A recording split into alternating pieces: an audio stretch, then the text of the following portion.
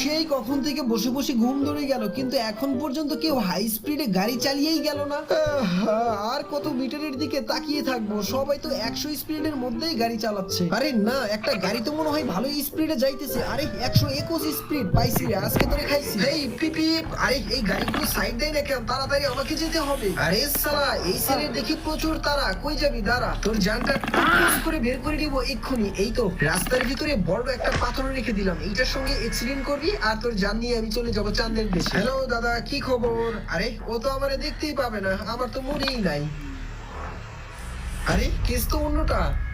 হায় আল্লাহ, এই রাস্তার ভিতরে পাথর কই থেকে আসলো? উফ, অল্পের জন্য বেঁচে গেছে বেচারা। হাই, একটু হলে মিস্টেক হয়ে যেত। আমি কি টেনশনে আমার চোখ দিয়ে ভুল কিছু দেখতেছি নাকি? এখন তো দেখি আবার দুইটা গাড়ি, এরা তো সাইডও দিচ্ছে না। কি বিপদে পড়লাম! না, আর মনে হয় সময় মতো হসপিটালে যেতে পারবো না। হায় আল্লাহ।